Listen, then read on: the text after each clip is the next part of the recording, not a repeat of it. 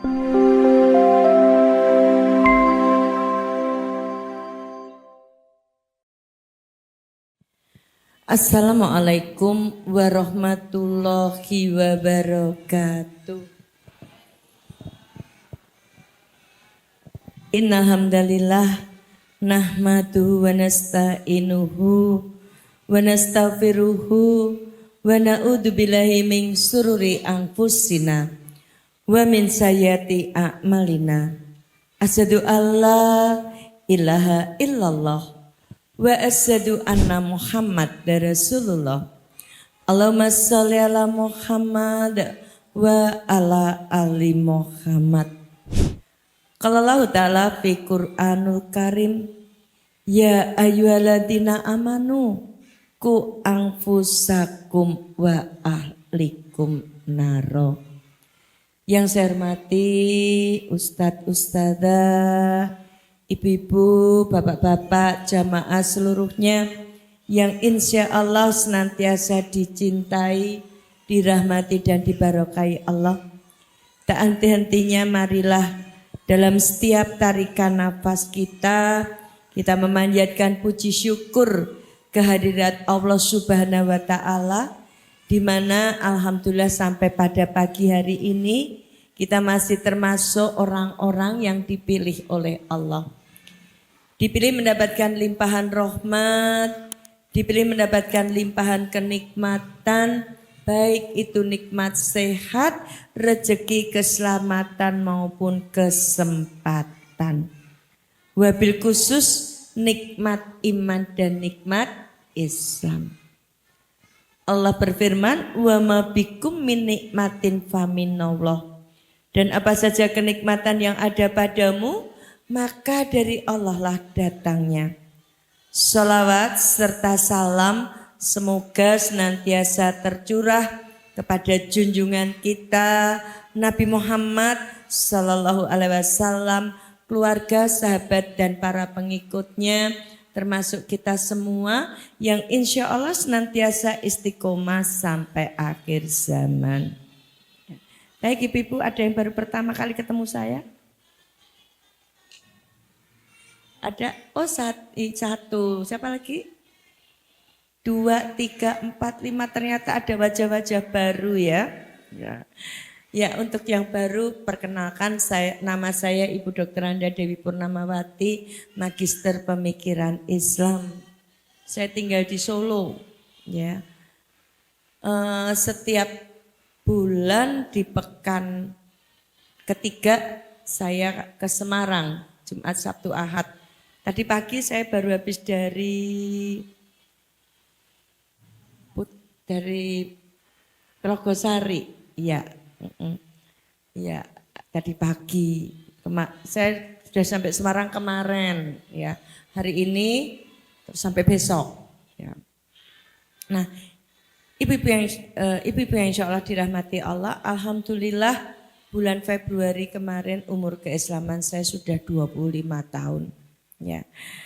Di dalam perjalanan keislaman saya semakin hari semakin mantap di dalam berislam. Karena apa? Karena ya ajaran Islam itu luar biasa. Ya, mengatur seluruh aspek kehidupan kita. Mulai kita bangun tidur sampai kita bangun lagi. Mulai kita sebelum lahir sampai kita meninggal. Itu semua ada. Nah, yang memprihatinkan saya dalam perjalanan keislaman saya adalah bagaimana mereka yang lahir Islam ya, dijauhkan dari Islam tapi enggak terasa. Ya. Padahal Allah sudah memberi info di dalam Quran surat Al-Baqarah ayat 120. Dan info Allah itu akurat pasti. Ya. Quran surat Al-Baqarah ayat 120 Allah berfirman, walan tardo angkal yahudu walana soro hatta tatabi'a milatahum. Orang Yahudi, orang Nasrani tidak akan senang kepadamu sampai kamu mengikuti milah mereka. Ya. Milah itu bisa agama, milah itu bisa gaya hidup, milah itu bisa gaya pergaulan. Nah, yang memprihatinkan saya, ya, saya kalau bukan karena hidayah Allah nggak mungkin masuk Islam. Karena sejak kecil sudah ditanamkan kekristenan dengan taat. Dan yang menanamkan ibu saya. Ilmunya yang punya orang Islam. Al-Ummu Madrasatun Ula. Ibu itu madrasah yang pertama bagi anaknya itu ibunya. Nah, musuh Islam ketika mau menghancurkan Islam, peradaban Islam. Tatanan yang dihancurkan itu apa? Pertama tatanan keluarga. Yang kedua pendidikan. Yang ketiga tokoh-tokoh panutan. Keluarga, ya, mereka menghancurkan dari perempuannya. Karena mereka tahu di dalam Islam seorang wanita itu punya peran yang sangat luar biasa. Sebagai ibu dia madrasah bagi anaknya. Sebagai istri dia manajer di dalam rumah tangganya. Sebagai anggota masyarakat dia tolok ukur tegak runtuhnya akhlak sebuah bangsa. Itu bisa dilihat dari perempuannya. Indonesia dilecehkan. Kenapa? Ya karena perempuan-perempuan Indonesia sendiri yang melecehkan dirinya. Harga sebungkus rokok jarum dengan paha perempuan mahal mana? Mahal rokok jarumnya. Ya, rokok jarumnya dibeli. Paha perempuannya cuma dilihat. Kadang-kadang ditoel. Ya.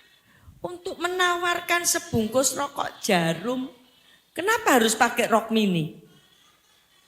Emang kalau pakai ya baju yang sopan nggak laku.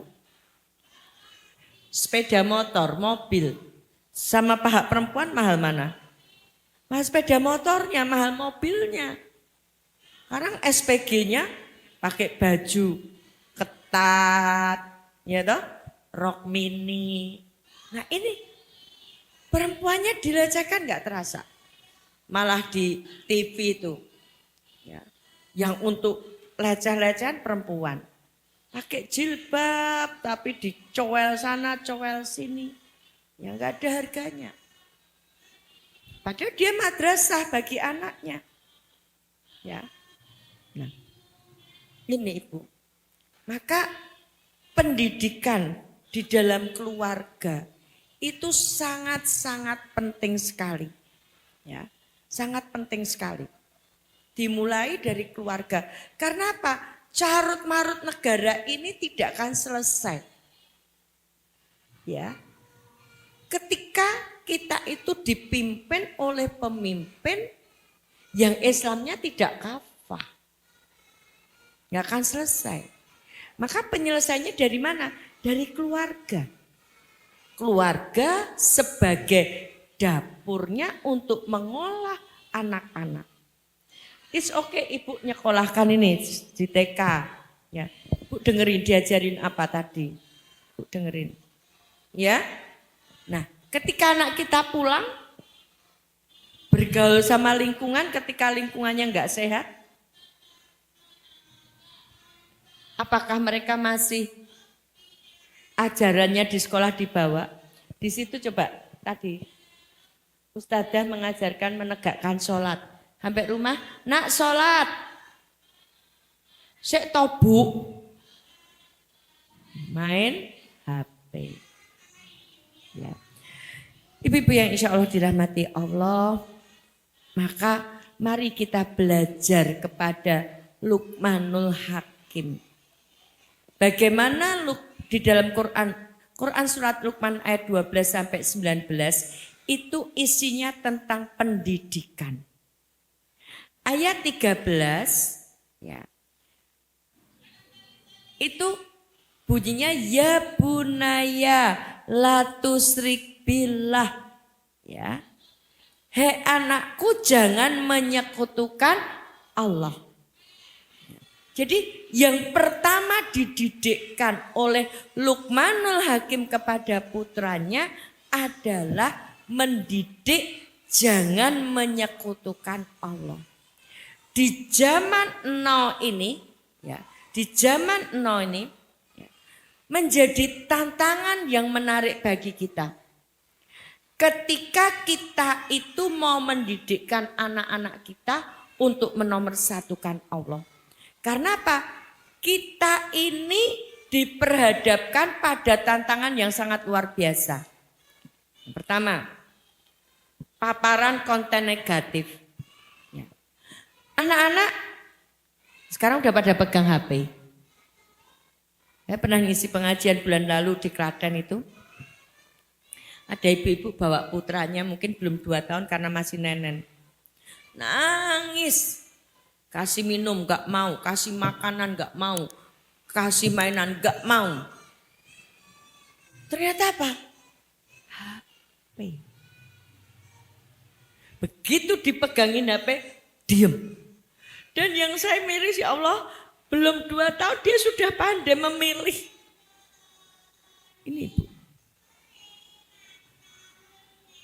Di Madiun, ada ibu-ibu di Madiun, konsultasi sama saya. Anaknya di pondok sudah hafal 15 juz loh Bu, 15 juz. Ketika perpulangan di rumah dengan alasan ngapal ke HP, ngapal ke Quran capek, bete, di rumah mau refreshing. Refreshingnya nge-game, lihat K-pop. Akhirnya apa? Sampai nggak mau kembali lagi ke pondok.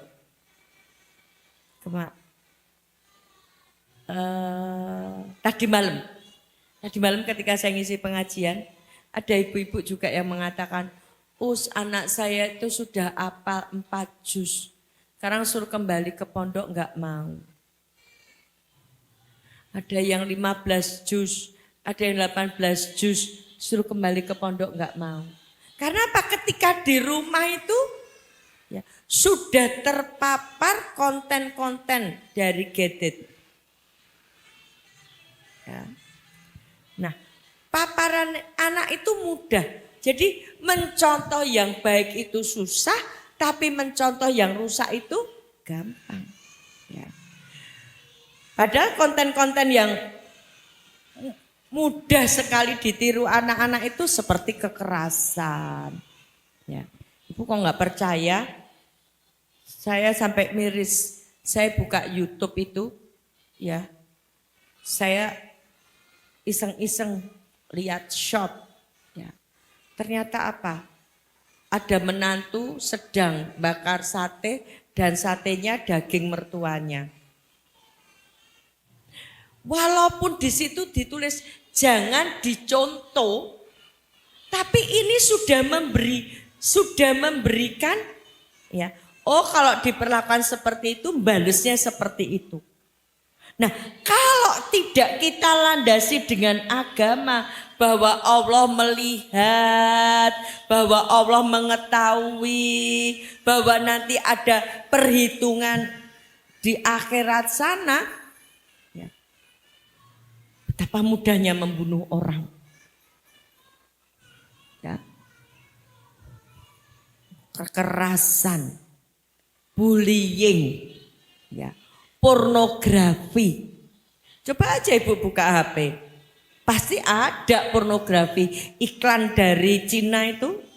Ya, perempuan pakai celana dalam tok. Bayangin kalau anak-anak kita menginjak usia balik. Ketika usia balik itu nafsu seksnya mulai terbangkit, dia mudah terangsang. Terus ngelihat perempuan pakai celana yang minim sekali. Ya. Yang kedua, kalau dia terpapar konten negatif, yang kedua kecanduan. Ya. Penggunaan gadget yang berlebih-lebihan. Tadi yang saya ceritakan, Ibu di Madiun tadi, anaknya setelah pulang gak mau kembali ke pondok. Dan begitu bangun tidur itu harus pegang HP. Kalau nggak ketemu HP-nya ngamuk. Akhirnya nggak mau kembali ke pondok, disekolahkan di sekolah Islam. Beberapa bulan kemudian orang tuanya dipanggil ke sekolah.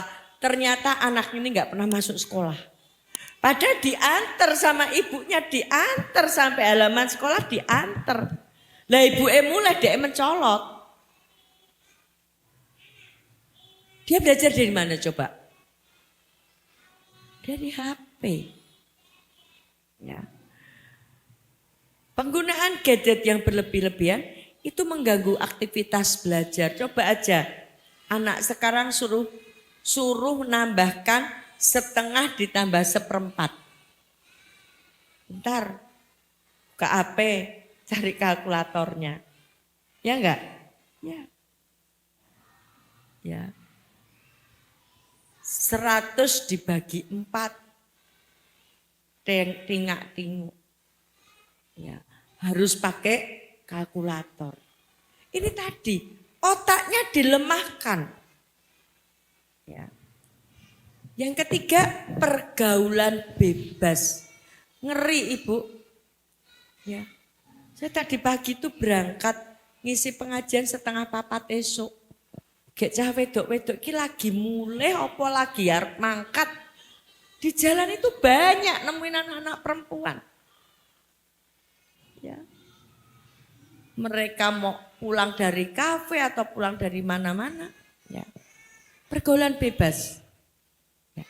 Bahkan anak itu cenderung nurut temennya dibanding orang tuanya. Tadi di lampu merah sini, mau ke sini, itu ada anak-anak pang anyaran. Mungkin sekitar anak 15. Perempuannya 2.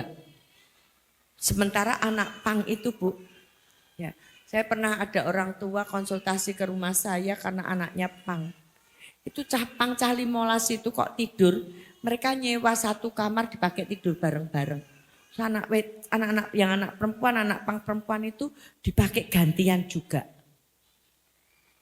Ya ketika itu si anaknya dibawa ke rumah saya, ya saya pikir dia murtad tapi ternyata enggak murtad. Tapi ya itu tadi ikut anak pang. Ketika dinasihati dia bilang salahku di mana sih? Gak merasa bersalah. Ya. Yang ketiga, yang keempat, tantangan kita adalah anak-anak sekarang kehilangan nilai moral. Ya, kehilangan nilai-nilai. Ya, akhlak di dalam akhlak. Ya, kehilangan akhlaknya. Dan ini ya, namanya Samuel Schweimer bilang, misi kita sebagai muslim bukan hanya menghancurkan Kristen, bukan hanya memerangi, tapi memisahkan mereka dari Islam agar jadi muslim yang tidak berakhlak. Akhlak Islamnya dihancurkan. Ya. Akhlak terhadap Allah, tunduk, patuh, taat, bergantung pada Allah, merasa diawasi Allah, hilang. Apa yang terjadi? Kejujuran semakin rendah, rasa tanggung jawab, hormat kepada orang tua jadi terabaikan. Anak-anak bilang orang tua dihormati itu ketika TPA.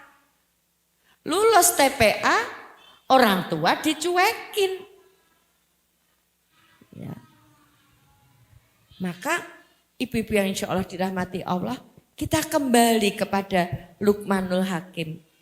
Bagaimana Luqmanul Hakim mendidik tauhid, menomorsatukan Allah, menempatkan cinta di tempat yang benar. Ini perlu kita didikkan sama anak-anak kita. Ya. Saya miris setiap kali saya sholat di masjid, anak-anak lari-lari, jengkelitan, gojek. Bahkan kemarin saya nyuruh anak, waktu di Solo saya suruh anak ngulang sholatnya, padahal bukan anak saya. Kenapa? Ketika sholat temennya diganggu terus. Akhirnya saya panggil, saya tanya, kamu kelas berapa? Kelas 6. Ya. Hampir balik Ibu, kelas 6 itu sudah hampir balik kok sekarang. Ya. Belum punya tanggung jawab sholat. Akhirnya saya bilang, ulangi sholatnya. Saya tungguin. Ya. Ini. Maka belajar kepada Luqmanul Hakim itu yang pertama apa? Mendidikkan tauhid, menghadirkan Allah di dalam kehidupan kita. Ya bunaya la tusyrik billah, anakku jangan menyekutukan Allah. Ini perlu dididikkan. Saya sejak kecil dididik ibu saya, rajin baca Alkitab, rajin ke gereja supaya besok masuk surga. Ibu enggak ngelihat kamu, tapi Tuhan Yesus melihat kamu. Ya. Ini ditanamkan. Mereka bertuhan pada Tuhan yang salah saja taat. Kenapa saya bilang Tuhan yang salah? Lah wong Yesus bukan Tuhan kok dipertuhankan. Ya. Mereka taat. Nah kita yang bertuhan kepada sebenar-benarnya Tuhan yaitu Allah. Kenapa kita tidak mempraktekkan? Ya. Menghadirkan Allah, menomorsatukan Allah di dalam kehidupan kita. Ya. Maka prinsip dasar mendidik anak dalam Islam itu yang pertama apa? Kita sadari bahwa anak ini amanah. Amanah titipan Allah ya. Yang harus dijaga, dibimbing dengan baik. Ini amanah. Yang enggak punya anak aja coba sampai ikut bayi tabung 280 juta. Itu belum tentu berhasil. Nah kita sudah diberi anak. Ya. Ibu alhamdulillah sudah nyekolahkan anaknya di Nurul Iman. Tapi selaraskan antara pendidikan sekolah dengan pendidikan rumah. Ya.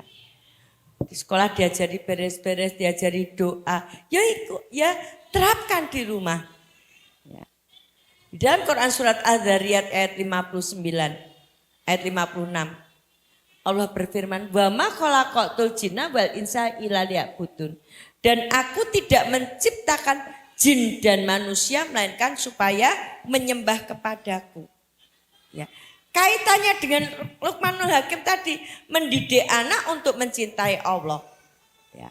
Di dalam Al-Quran juga ada, ya, surat Az-Zariyat, ya, bahwa kita punya tugas hanya menyembah kepada Allah.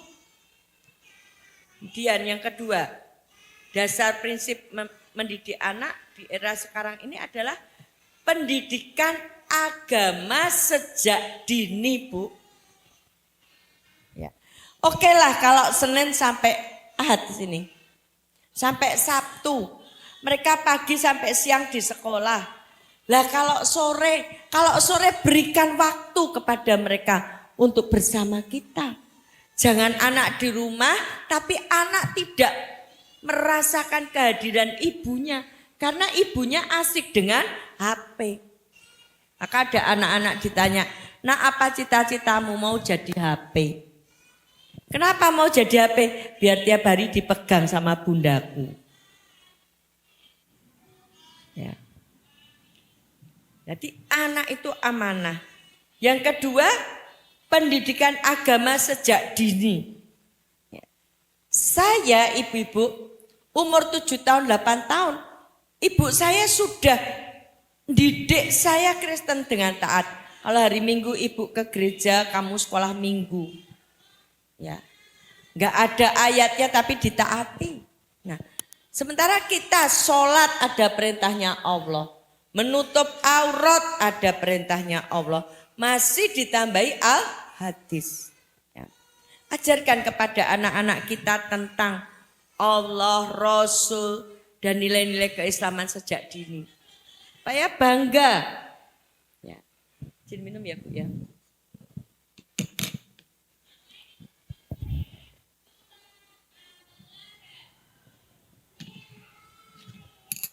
Bagaimana mau bangga terhadap Islam kalau dia itu tidak tahu sirah? Ya. Masih ingat dulu teman saya Islam waktu saya kelas 1, kelas 2 SD, kalau nyanyi Nabiku, Nabi Muhammad itu dengan semangat sekali. Pulang sekolah nyanyi Nabiku, Nabi Muhammad. Karena apa? Punya kebanggaan punya Nabi Muhammad. Lah sekarang anak-anak sekarang idolanya Kim So Eun, Kim Bakmi, ya artis-artis Korea. Ya mau nyebut namanya susah banget ya sudah Kim So Eun gitu. Ya. Ini. Jadi ajarkan kepada anak kita tentang Allah, siapa Allah. Ya, Allah yang menciptakan kita. Maka kita harus taat kepada Allah. Ya.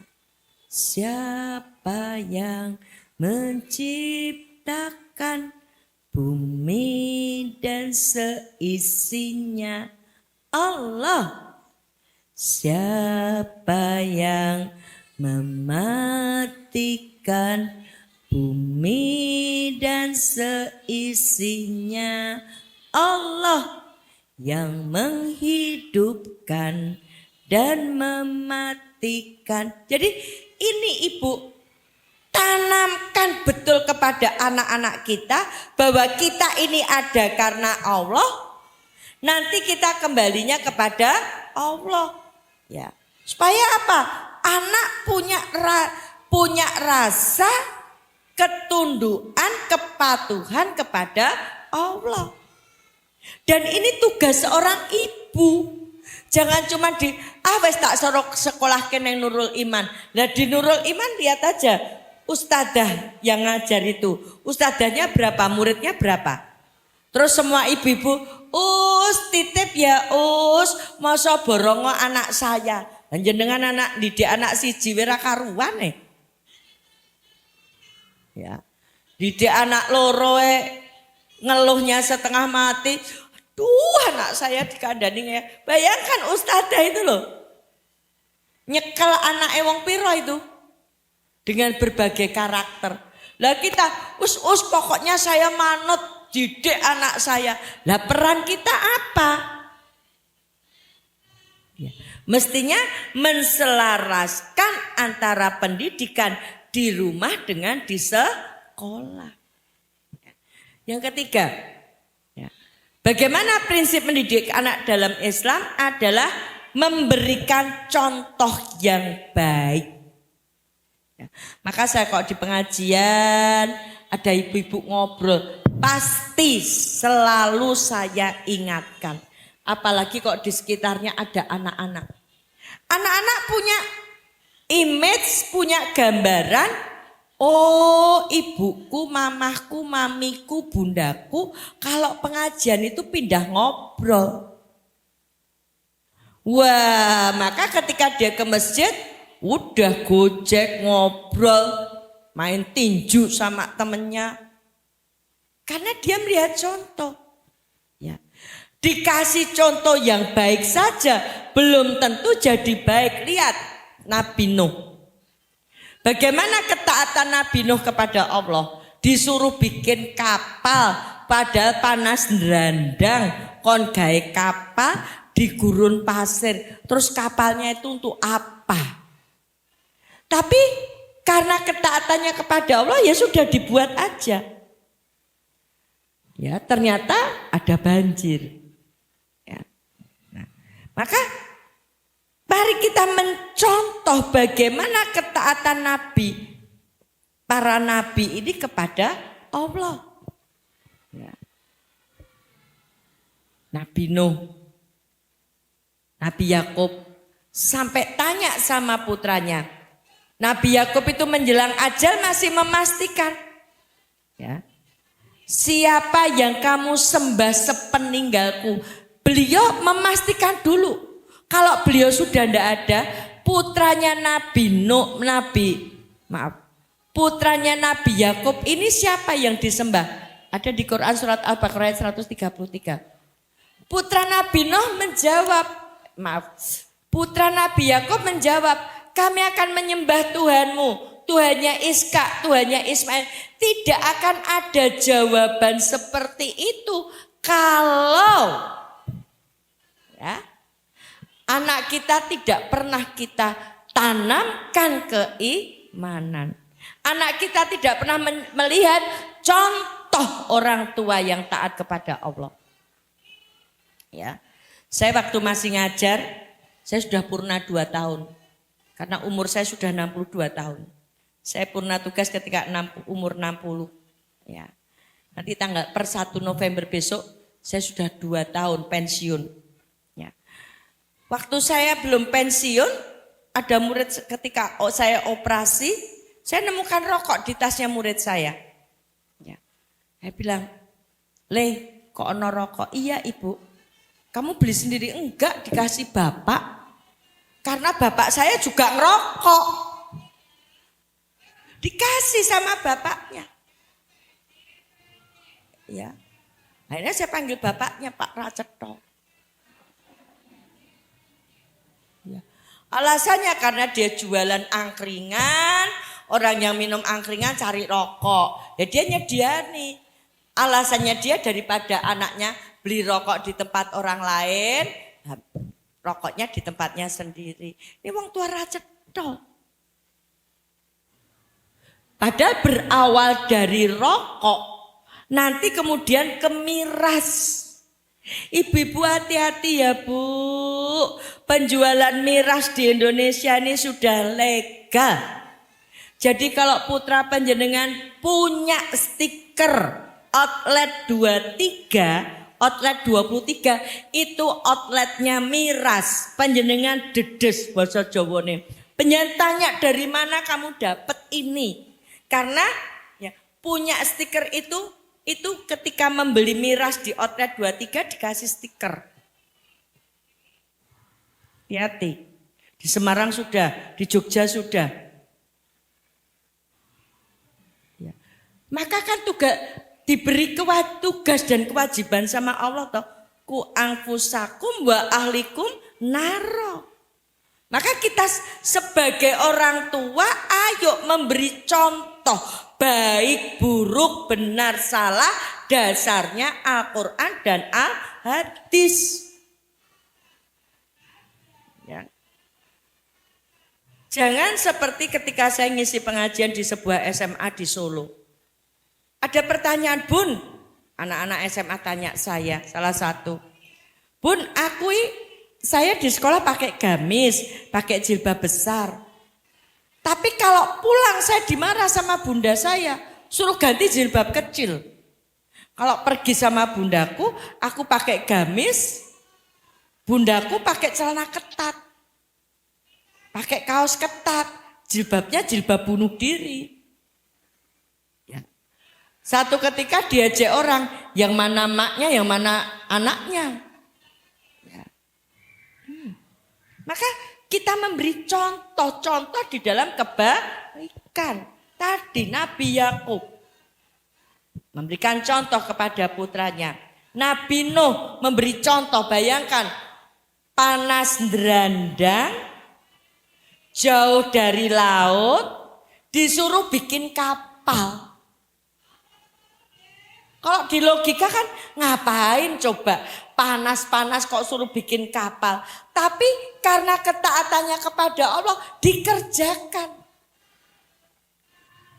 Maka kalau kita nyuruh nak sholat ya kita berangkat sholat. Jangan nak sholat malah ibunya nyekel HP. Yura mangkat. Ya. Yang ketiga, yang keempat, melatih disiplin. Ya. Berikan kedisiplinan yang tegas namun penuh kasih sayang. Khususnya disiplin waktu, Bu. Ojo neh anake mboke we teko pengajian telat tok. Pengajian jam 7 tekane 7:30. Bukan di sini loh ya, kok di sini on time. Di tempat lain itu online. Ustadzah wis teko, ngenteni. Ya. Pengajian jam 7, tekone jam 7:30. Baru jam bola bali pengajian delok jam, begitu jam 8 angkat tangan, teko keri mulai dhisik. Ya. Disiplin waktu, Bu. Kenapa? Karena rugi waktu itu nggak bisa diganti, Bu. Kebersamaan sama anak-anak kita. Mumpung masih bersama anak kita. Kebersamaan ini, waktu yang diberikan Allah kepada kita. Gunakan untuk menancapkan tadi kedisiplinan. Pulang sekolah, sepatunya duncalke. Nak, taruh sepatu di tempat yang benar. Saya pernah ngisi pengajian di sebuah pondok, ya, di daerah Boyolali. Saya sampai bilang, nak ini pondok apa bukan? Pondok Ustazah, lah itu deloken sandal berserakan kemana-mana. Ya, cucu saya pernah, tapi sekolah adabnya nggak lanjut. Ikut sekolah adab, itu dimulai dengan menata sandal. Ya, nata sandal. Hingga dimanapun berada dia harus nata sandal. Sayangnya sekolah adabnya nggak berlanjut. Sekolah adabnya yang bubar. Ya. Memberi contoh yang baik kepada anak kita. Maaf, disiplin yang tegas tapi penuh kasih sayang. Nak, sholat. Kalau kamu nggak sholat saat ini, ngulur waktu sholat, ya kalau masih hidup. Makanya kenapa toh Bu, sampai Allah itu memberikan kepada kita Quran surat Al-Asr. Ya. Wal asri, demi masa. Ya. Demi waktu, karena waktu itu penting sekali. Sungguhnya manusia itu dalam keadaan rugi kecuali mereka yang beriman dan beramal soleh. Padahal kebersihan sebagian dari iman. Ya ajarkan kebersihan kepada anak kita. Jangan kok ibunya pengajian rono rene, omahe kaya kapal pecah. Ya. Ajarkan disiplin waktu. Kebersihan. Ini ada dasarnya. Disiplin waktu dasarnya Quran surat Al-Asr. Kebersihan sebagian dari iman. Ajarkan kepada anak kita. Sehingga punya kepedulian. Ya. Khususnya disiplin waktu ini loh Bu. Kita nggak tahu umur kita loh ya. Yang kelima, komunikasi yang terbuka. Komunikasi dengan anak. Yuk belajar kepada Nabi Yakub lagi. Di dalam Quran surat Al-Baqarah ayat 133. Bagaimana Nabi Yakub menjelang ajalnya. Itu bertanya sama putranya. Siapa yang kamu sembah sepeninggalku? Berarti ada waktu komunikasi. Kami akan menyembah Tuhanmu dan Tuhannya nenek moyangmu, Tuhannya Iska, Tuhannya Ismail. Tidak akan ada jawaban seperti itu kalau tidak ada komunikasi. Bagaimana musuh Islam itu melenakan kita? Kalau di Palestina dibom, ya. Justru menimbulkan giroh keislaman. Anak-anak Palestina tangannya dua-dua. Mereka tetap teguh keimanannya. Lihat aja. Nanti kok penjenengan acara Palestina. Jangan lihat. Ya. Bagaimana mereka korban-korban perang itu tetap menjaga iman Islamnya. Lah kita di Indonesia enggak dibom kayak di Palestina. Kalau kita salah menggunakan, di tangan kita itu ada bom bunuh akidah. Dan ini susah sekali Ibu. Saya ngalami sendiri kok. Ya. Cucu saya waktu belum COVID enggak pakai HP itu gampang kon apalan. Bareng wes COVID pembelajaran mulai pakai HP, wes. Apalagi sekarang tugas-tugas ya. Kalau di sekolah cucu saya itu ada namanya kelas dojo. Itu ngelihat tugasnya dari situ. Mau tidak mau anak pegang HP. Padahal ada iklan-iklan porno. Ya. Ada iklan-iklan porno di situ. Maka apa yang kita gunakan untuk membentengi komunikasi? Nah, jangan lihat ini. Mata itu pemberian Allah.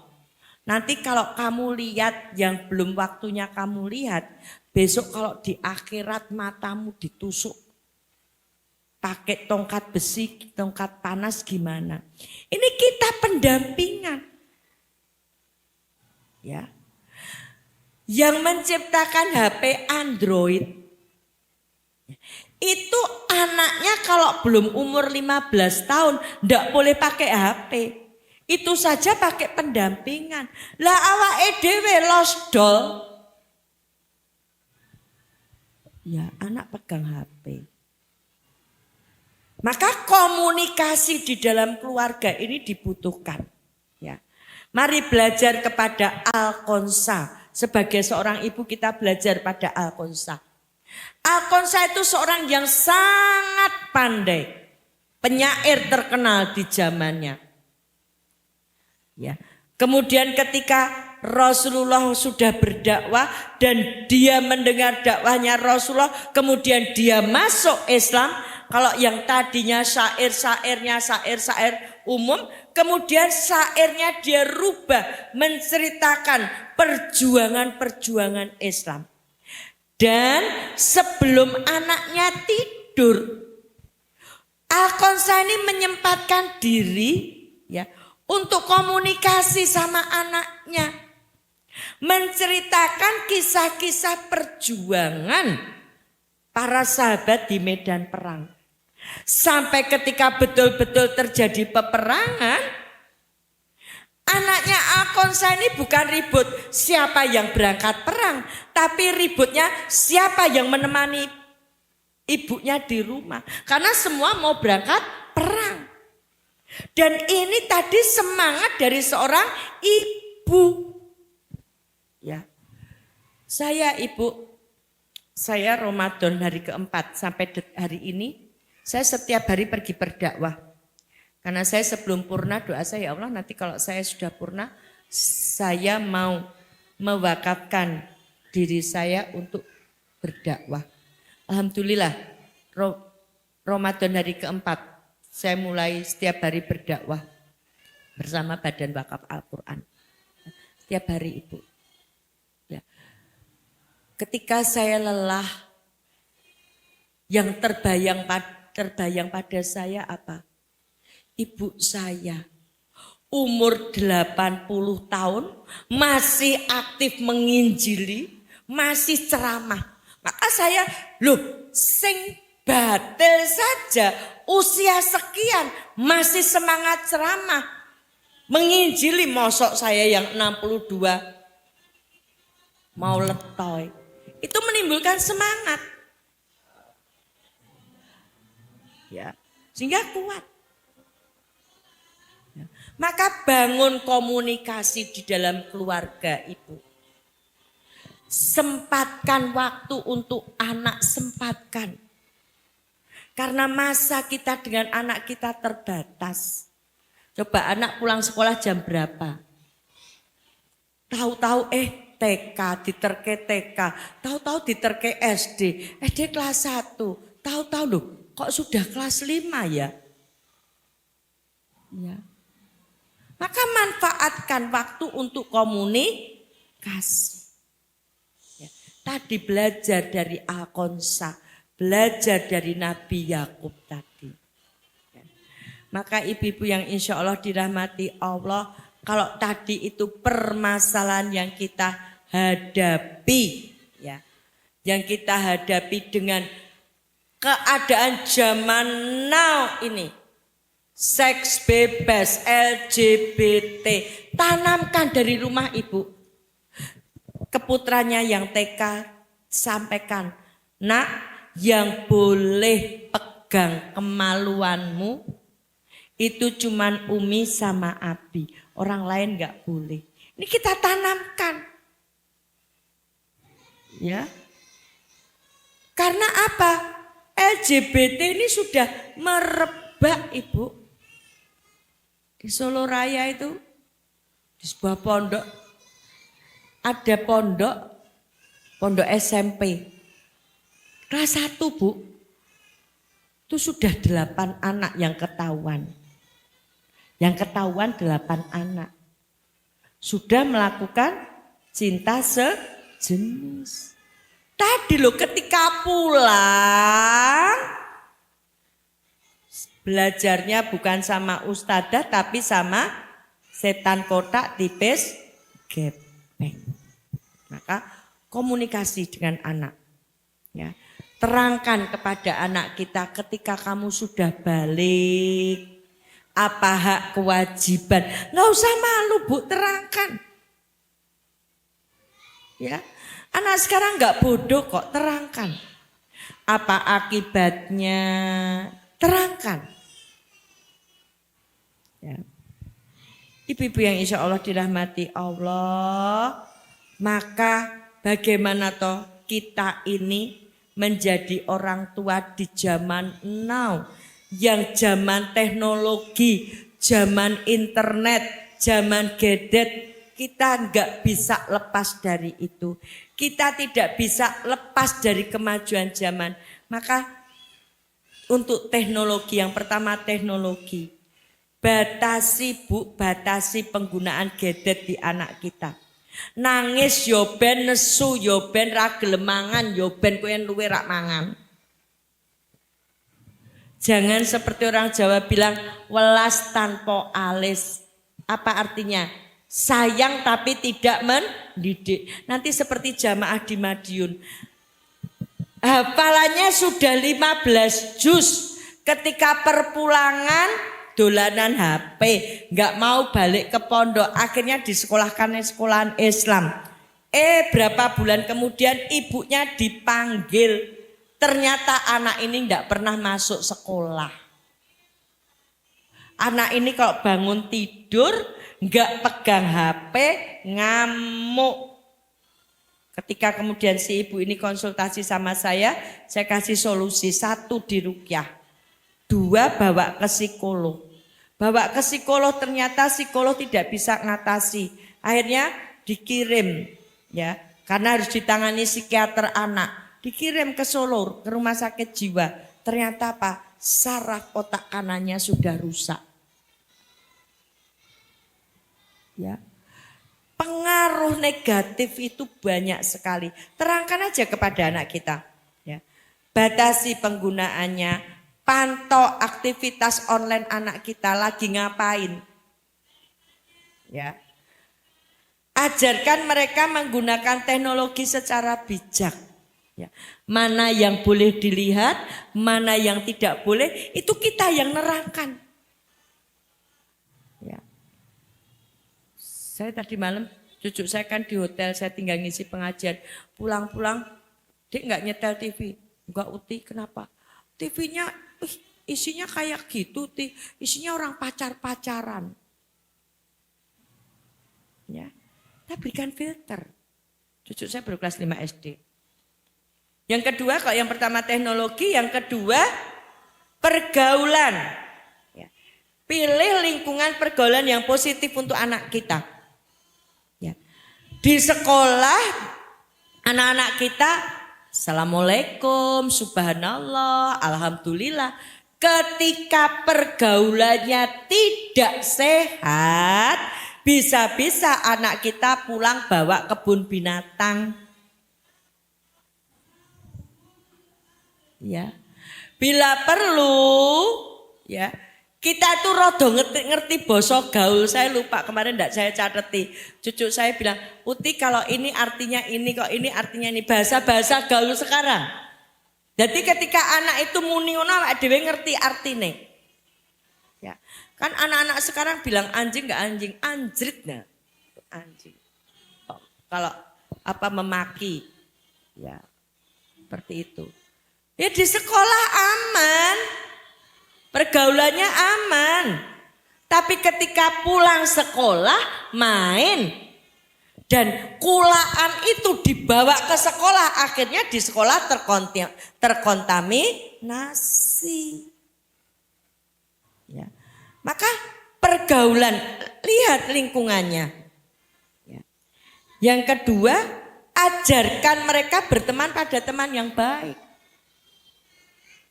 Ya. Cari teman yang baik. Yang ketiga, awasi pergaulan anak kita. Jangan sampai kita nggak tahu dengan siapa anak kita bergaul. Satu contoh, saya sebelum berangkat ke Semarang ini, ada ibu-ibu WA saya, saya pengen ketemu. Anak saya itu di rumah ya, kok disuruh sholat ya bilang iya, disuruh ngaji bilang iya. Cuman saya penasaran ngaji betul apa enggak, sholat betul apa enggak. Akhirnya si ibu tadi tanpa sepengetahuan anaknya buka tas sekolah anaknya. Ternyata apa? Isinya surat baptis. Dan anak ini sudah dibaptis tahun 2023, setahun yang lalu. Maka awasi pergaulan anak kita. Dengan siapa dia bergaul itu kita perlu tahu. Ya. Jangan sampai kita nggak tahu temannya anak kita. Ya. Kalau itu pergaulan yang ketiga tentang konsumsi media. Ya. Ajarkan anak kita untuk kritis terhadap informasi yang mereka terima. Oh ini nggak boleh buat saya. Oh ini boleh buat saya. Ajarkan anak punya filter. Ya. Saya buka YouTube cucu saya lihat apa yang dia tonton. Ketika dia nonton artis-artis Korea, saya bilang, Dek, kenapa nggak boleh nonton ini? Saya terangkan. Lihat yang cowok melambai, kamu mau jadi bencong? Ya. Enggak, ya udah. Kita terangkan. Ya. Sehingga mereka tahu, oh ini nggak boleh saya lihat. Ya. Kritis terhadap informasi yang mereka terima. Ya. Dan ini butuh pendampingan, Ibu. Enggak ngelarang penjenengan bisnis online itu enggak ngelarang. Enggak ngelarang penjenengan mau sehari pengajian pindah 6 tempat, enggak ngelarang. Tapi jangan sampai kita pengajian jam 7 di Nurul Iman, nanti jam 9 di mana lagi? Duhur di mana lagi? Asar, Isya, Maghrib, Isya kita pengajian. Tapi kita nggak punya waktu untuk anak kita. Ilmunya gopo. Kita cuma cari komunitas. Ikut parenting di mana-mana tapi nggak pernah dipraktekin. Wadah Aisyah Dahlan ikut. Ada siapa lagi ikut. Tapi nggak pernah dipraktekin. Ya. Sediakan waktu, udah sediakan waktu untuk anak kita. Ya. Berikan contoh konsumsi media yang sehat. Ya. Satu ketika saya nyetel video, Uti lihat videonya King ya, iya. Itu bagus deh, itu sekilas bagus. Tapi itu sebetulnya ajaran Kristen. Dia mengajarkan kasih tanpa kita terasa kita diajarkan kasihnya Kristen. Jadi boleh enggak lihat itu? Enggak boleh. Ya. Kita ajak mereka berpikir. Yang keempat, kita tidak bisa menutup mata dengan nilai-nilai modern. Padukan nilai Islam dengan nilai modern. Tanamkan kepada anak kita bahwa jadi orang Islam itu enggak culun, enggak katrok. Karena pendapat umum Dadi wong Islam ki culun, katrok, nganggo katok cingkrang, pakai baju koko, jildatnya hitam, yang perempuan pakai baju kayak kelelawar. Ya. Tapi tanamkan bahwa seperti itu, ya, itu karena Allah sayang, karena ini barang berharga, harus dihargai. Bangga jadi orang Islam. Karena apa? Saya calon penghuni surga. Ya. Mereka ke mall, tapi tetap urusan syar'i ini tetap kepegang. Tetap pakai pakaian yang syar'i. Ya. Jajanan ya, makan yang halal. Ajarkan anak kita untuk menghargai keberagaman, tapi tetap berpegang teguh pada Islam. Ya. Bahwa dia di dalam pergaulan, teman pergaulannya itu ada yang Kristen, ada yang Katolik, ada yang Buddha. Tapi itu kita tanamkan. Itu nanti mereka ditolak Allah karena agama milik Allah itu Islam. Kamu boleh bergaul sama mereka, tapi jangan meninggalkan Islam. Karena apa? Ketika kita meninggalkan Islam, maka ya jaminan surga itu terlepas. Kalau orang Kristen bisa memberikan gambaran surga, lah kenapa kita tidak bisa? Al-Quran kan memberi info tentang surga. Ya terangkan sama anak kita, jangan sidik-sidik surga, sidik-sidik neraka. Lah kapan anak kita paham kalau kita tidak mau menceritakan itu pada anak kita? Ya. Tip praktis Ibu menjadi orang tua di zaman now. Yang pertama, nasihati anak, jangan bosen menasihati anak. Seperti Nabi Nuh menasehati Kan'an, ayo nak taat sama Allah, ayo nak itu sudah hujan, ayo nak airnya sudah naik, ayo nak, terus nasihati terus sampai akhirnya ya Allah yang punya hak prerogatif. Kan'an ditenggelamkan sama Allah. Karena yang memisahkan Nabi Nuh dengan Kan'an adalah kekafiran. Tapi sebagai orang tua punya tugas nasihati terus. Dan jangan bilang nasihatnya itu ketika ya anak-anak masih bersama kita. Selama kita punya status seorang ibu, punya tugas menasihati terus. Ya. Yang kedua tadi. Ya, komunikasi ini yang dihancurkan oleh musuh Islam. Kelihatannya serumah tapi masing-masing dengan kesibukan sendiri. Bapaknya nonton bal-balan, ibunya nonton sinetron Ikatan Cinta, wanake ngegame Mobile Legend. Wes saomah tidak komunikasi. Maka jalin komunikasi. Kalau perlu bikin aturan. Maghrib sampai Isya no HP. Taruh dulu. Waktunya makan bersama, ngobrol bareng anak. Ya. Jangan bilang nggak bisa. Harus bisa. Ya. Jangan belum mencoba udah susah. Lah ini ngawak dhewe wis menjustifikasi diri sendiri susah. Coba dulu. Ya. Yang ketiga orang tua itu perlu tahu perkembangan zaman now. Kalau anak bilang mager, mager ya apa toh, males gerak.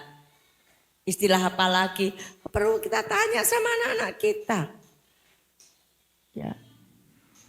Satu ketika cucu saya bilang, Uti, ada bahasa apa gitu? Apa Dek? Itu artinya gini loh, saya lupa nggak saya catetin. Ya, kulaan. Ya, karena dia ya di sekolah teman-temannya ngomong gitu. Saya bilang itu ngomong nggak bener dek gitu. Ya. Perlu tahu perkembangan zaman. Apa toh yang lagi ngetren di kalangan anak muda itu apa? Kita perlu tahu. Ya. K-pop, Blackpink, BTS. Jangan sampai ibu-ibu nggak tahu K-pop itu apa sih Us? Jangan sampai nggak tahu. Ya. Ora ketang sithik awak dhewe mudeng. Ya. Yang keempat Ibu, bergabung dengan komunitas orang tua atau kelompok belajar agama untuk saling mendukung seperti ini. Ya. Saling mendoakan, saling mendukung. Dan yang terakhir adalah berdoa, Bu. Kekuatan kita pada doa. Orang Kristen itu dia bilang kekuatan doa itu dahsyat. Maka ketika berdoa Robbana hablana min azwajina wa dzurriyyatina qurrata ayun waj'alna lil muttaqina imama. Robbi habli minas sholihin. Itu jangan cuman hafalan di sini Ibu, tapi keluar dari hati kita. Mohon betul sama Allah supaya anak-anak kita jadi anak-anak yang qurrata ayun, anak yang menjadi penyejuk pandangan mata kita di dunia sampai di akhirat. Ya. Sebagai tambahan, libatkan anak kita dalam kegiatan agama. Ya, ajarkan sholat berjamaah tapi dikandani. Sholat enggak boleh gojek, ganggu temennya. Ya, ajak pengajian tapi didik untuk duduk yang baik. Ya. Ini Ibu yang bisa saya sampaikan pada sore hari ini, pada pagi hari ini.